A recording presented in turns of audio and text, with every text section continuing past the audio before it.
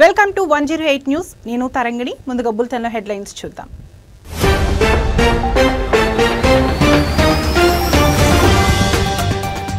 రేపు వారణాసిలో మోడీ పర్యటన, పలు అభివృద్ధి కార్యక్రమాలు ప్రారంభించనున్న ప్రధాని.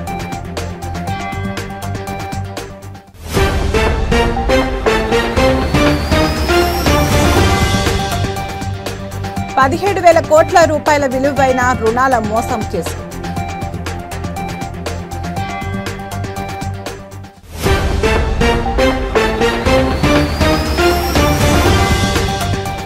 హెచ్సీఏలో భారీ కుదుపు, హెచ్సీ అధ్యక్షుడు Jaganmohan Rao suspend.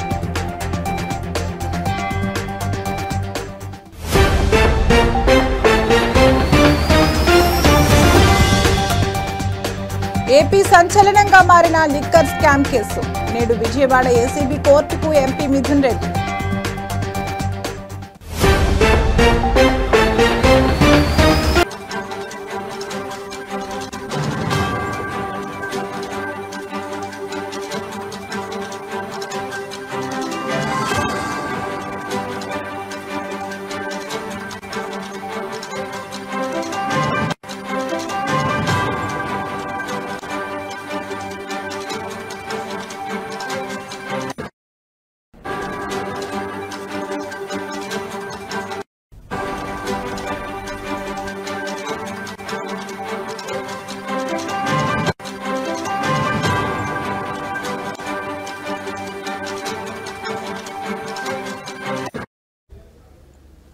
Breaking news చూస్తున్నాం. ప్రధాని మోడీ రేపు వారణాసిలో పర్యటించనున్నారు.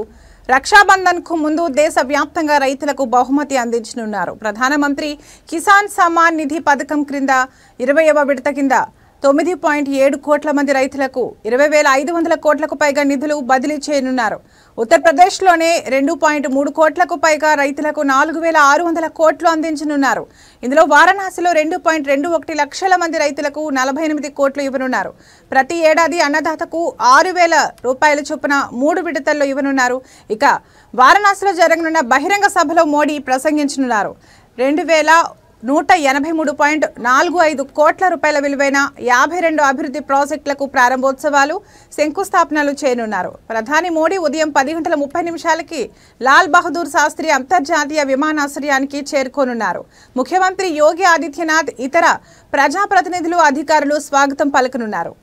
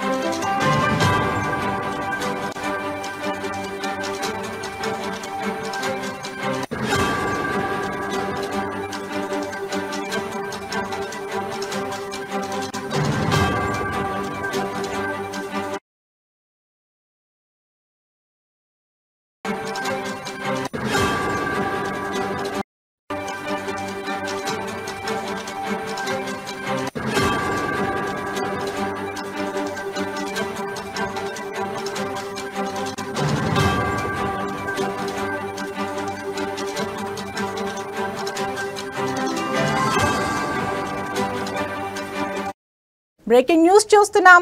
రిలయన్స్ గ్రూప్ చైర్మన్ అనిల్ అంబానీకి ఈడీ నోటీసులు జారీ చేసింది. 17,000 కోట్ల విలువైన లోన్ మోసం కేసులో ఎన్ఫోర్స్మెంట్ డైరెక్టరేట్ సమన్లు జారీ చేసింది. ఆగస్టు 5న ఢిల్లీలోని ఈడీ ప్రధాన కార్యాలయంలో హాజరు కావాలని నోటీసులో పేర్కొంది. మనీ లాండరింగ్ నిరోధక చట్టం కింద ఈడీ విచారణ చేయనుంది. జూలై 24న ముంబైలో అనిల్ అంబానీ గ్రూప్ కు చెందిన 35 ప్రాంతాల్లో ఈడీ సోదాలు నిర్వహించింది. 50 కంపెనీలు, 25 మంది బిజినెస్ పార్ట్నర్స్ ఇళ్లపై 3 రోజుల పాటు సోదాలు నిర్వహించింది. రిలయన్స్ గ్రూప్ కి చెందిన అనేక ఆస్తులు, లావాదేవీలపై కూడా ఈడీ అధికారులు దృష్టి పెట్టారు. ఇక గురువారం కూడా 4 ప్రాంగణాల్లో వరుస సోదాలు నిర్వహించింది. భువనేశ్వర్లో 3, కోల్కతాలో ఒక్కచోట సోదాలు చేశారు. తాజా దర్యాప్తులో 68 కోట్ల రూపాయల నకిలీ బ్యాంకు గ్యారంటీ అభియోగం మోపబడింది. అనిల్ అంబానీకి చెందిన కంపెనీలు వేల కోట్ల రూపాయల విలువైన బ్యాంకు రుణ మోసానికి పాల్పడ్డాయనే ఆరోపణలపై ఈడీ కేసు నమోదైంది. 2017 నుండి 2019 మధ్య అనిల్ అంబానీ గ్రూప్ కంపెనీలకు యెస్ బ్యాంక్ ఇచ్చిన 3,000 కోట్ల రూపాయల రుణాలు చట్ట వ్యతిరేక పద్ధతుల్లో దారి మళ్లాయన్న ఆరోపణలు వచ్చాయి. ఆ బ్యాంకు మాజీ ప్రమోటర్లకు లంచమిచ్చారన్న అభియోగాలు ఉన్నాయి. రిలయన్స్ ఇన్ఫ్రాస్ట్రక్చర్ తీసుకున్న 10,000 కోట్ల రూపాయల రుణాలను కూడా దారి మళ్లించారనే ఆరోపణలు ఉన్నాయి.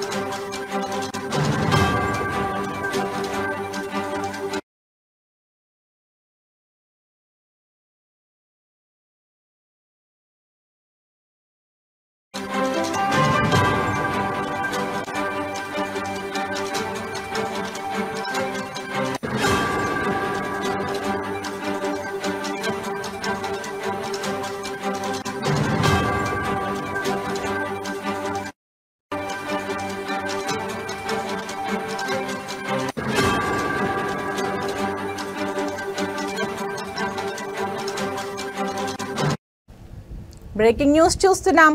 హైదరాబాద్ క్రికెట్ అసోసియేషన్ అక్రమాల వ్యవహారంలో సిఐడి దర్యాప్తులో సంచలన విషయాలు వెలుగులు చూసిన విషయం తెలిసిందే. తాజాగా హెచ్సిఏలో భారీ కుదుపు చోటు చేసుకుంది. హెచ్సిఏ అపెక్స్ కౌన్సిల్ కీలక నిర్ణయం తీసుకుంది. హెచ్సిఏ అధ్యక్షుడు జగన్మోహన్ రావును సస్పెండ్ చేసినట్లు తెలిపింది. కార్యదర్శి దేవరాజ్, ఖజాంచి శ్రీనివాసరావు పదవి నుంచి తొలగించినట్లు పేర్కొంది. 28 జూలై 2025న జరిగిన అత్యవసర సమావేశంలో ఏకగ్రీవంగా నిర్ణయం తీసుకున్నట్లు వివరించింది.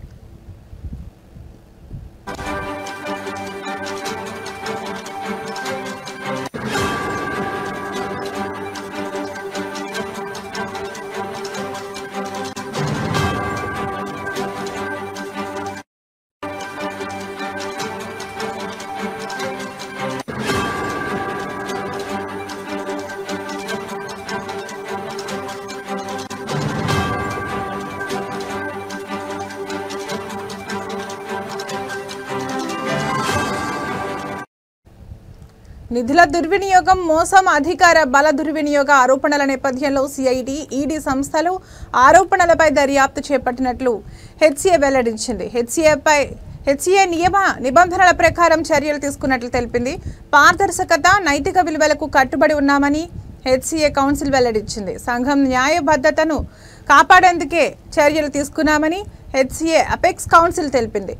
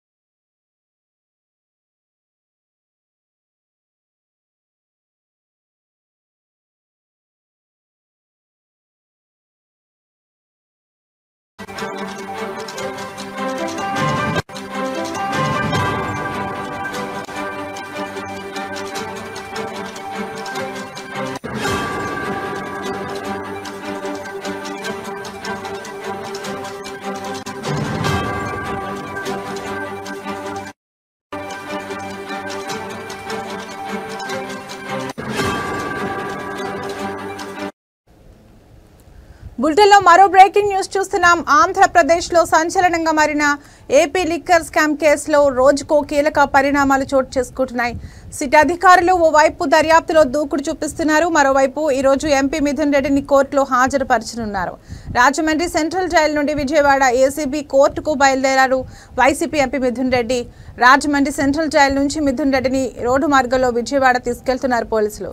ఏపీ లిక్కర్ స్కామ్ కేసులో గత నెల 20వ తేదీ నుంచి రాజమండ్రి సెంట్రల్ జైల్లో రిమాండ్లో ఉన్నారు మిథున్ రెడ్డి. అయితే ఇవాళ్టితో రిమాండ్ గడువు ముగుస్తున్న నేపథ్యంలో ఇవాళ విజయవాడలోని ఏసీబీ ప్రత్యేక న్యాయస్థానంలో హాజరుపరచనున్నారు సిట్ అధికారులు.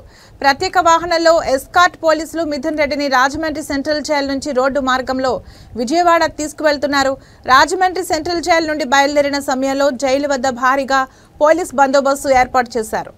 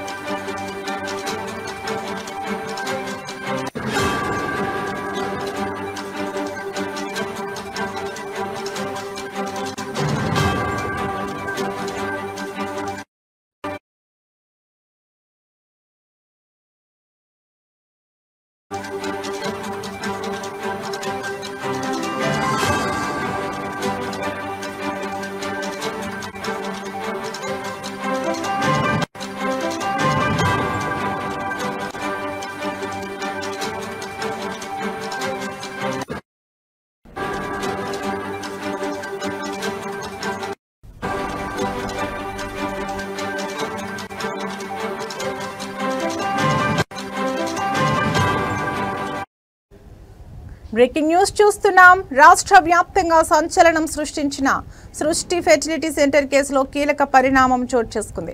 ఇవాళ డాక్టర్ నమ్రతను పోలీసులు కస్టడీకి తీసుకొనున్నారు. ఇవాళ నుంచి 5 రోజుల పాటు నమ్రతను గోపాలపురం పోలీసులు విచారించనున్నారు. ప్రస్తుతం నమ్రత హైదరాబాద్లోని చంచల్గూడ జైల్లో ఖైదీగా ఉన్నారు. ఆమెను జైలు నుంచి కస్టడీకి తీసుకొనున్నారు పోలీసులు. నమ్రతపై హ్యూమన్ ట్రాఫికింగ్తో పాటు పలు కేసులు నమోదు చేసినట్లు తెలిపారు. పిల్లలు లేని దంపతులను టార్గెట్గా చేసుకుని భారీ మొత్తంలో డబ్బులు వసూలు చేసినట్లు గుర్తించారు. సృష్టి ఫెర్టిలిటీ సెంటర్లో సరోగసి మాటున శిశువుల విక్రయాలు జరిపినట్లు నిర్ధారణ కావడంతో డాక్టర్ నమ్రతను పోలీసులు అరెస్ట్ చేశారు.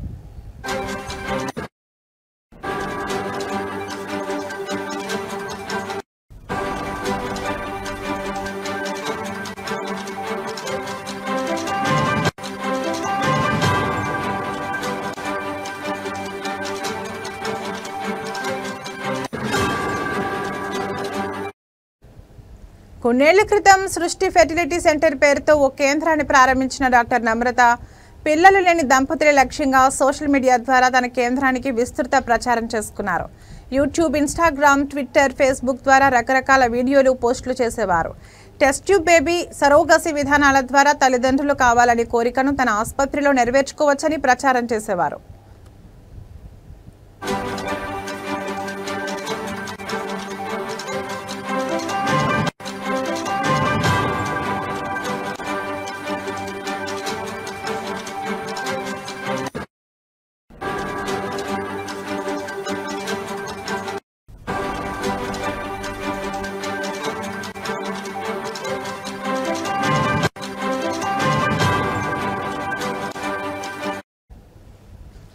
అంతేకాక తమ క్లినిక్లో ఉచిత పరీక్షలు అంటూ ఆకట్టుకునేవారు.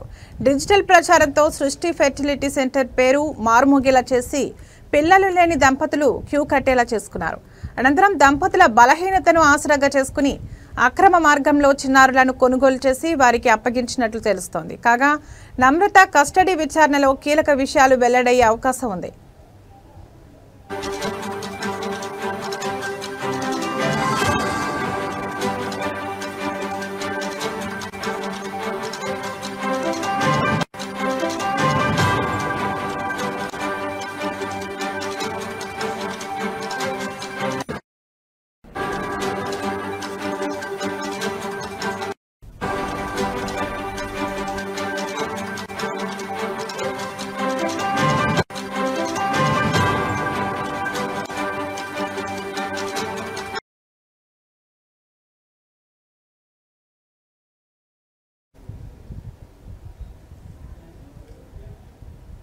టాలీవుడ్ రౌడీ బాయ్ గా తనకంటూ ప్రత్యేక స్థానాన్ని సంపాదించుకున్న విజయ్ దేవరకొండ కింగ్డమ్ మూవీతో ప్రేక్షకుల ముందుకు వచ్చాడు. డైరెక్టర్ గౌతమ్ తెన్ననూరి దర్శకత్వం వహించిన ఈ మాస్ యాక్షన్ ఎంటర్టైనర్ జూలై 31న రిలీజ్ అయి పాజిటివ్ టాక్ సొంతం చేసుకుంది.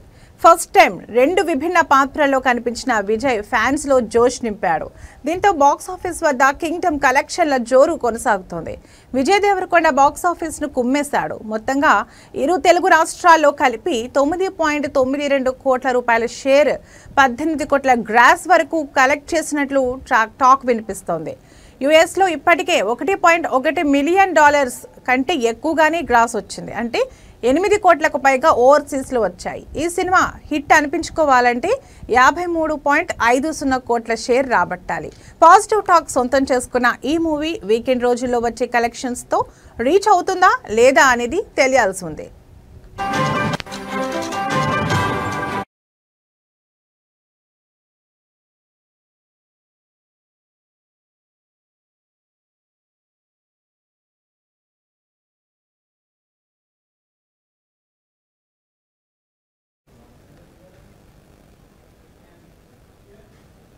లండన్లోని ఓవల్ మైదానం వేదికగా ఇంగ్లాండ్తో జరుగుతున్న 5వ టెస్టులో భారత జట్టు తడబడింది.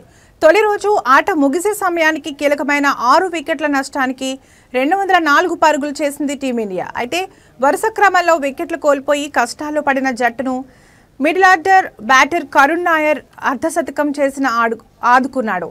కరుణ్ 98 బంతుల్లో 52 రన్స్తో తన బ్యాటింగ్ను కొనసాగిస్తున్నాడు. ఇక అతడితో పాటు వాషింగ్టన్ సుందర్ ప్రస్తుతం క్రేజ్లో ఉన్నాడు. కాగా టీమిండియా బ్యాటర్లలో opener Yashasvi Jaiswal, KL Rahul, Ravindra Jadeja, captain Gill తీవ్రంగా నిరాశపరచగా సాయి సుదర్శన్ పర్వాలేదనిపించాడు. అయితే ఇంగ్లాండ్ బౌలర్లలో జోష్ టంగ్, అట్కిన్సన్ తలా 2 వికెట్లు తీసుకోగా క్రిస్ ఓక్స్ ఓ వికెట్ పడగొట్టాడు. అయితే టీమిండియా బ్యాటింగ్లో విఫలం కావడానికి ప్రధాన కారణం మాత్రం ఓవెల్లో కురిసిన వర్షమే అని చెప్పాలి. ఎందుకంటే వరుస విరామాల్లో వాన పడడంతో స్టేడియం పచ్చిగా ఉండటం వల్ల ఇంగ్లాండ్ బౌలర్లకు అనుకూలంగా మారింది. దీంతో వరుస సెషన్స్లో టీమిండియాపై ఒత్తిడి పెంచి వికెట్లు సాధించగలిగారు. మరోవైపు శుభ్మన్ గిల్ వరుసగా 5వ టెస్టులోనూ టాస్ ఓడిపోవడం జట్టు వ్యూహాలపై తీవ్ర ప్రభావం చూపింది.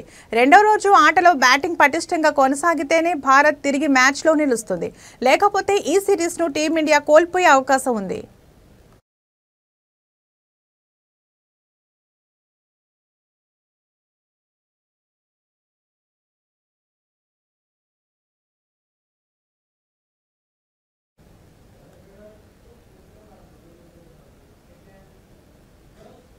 ఇవి ఇప్పటివరకు ఉన్న బులెటిన్ అప్డేట్స్.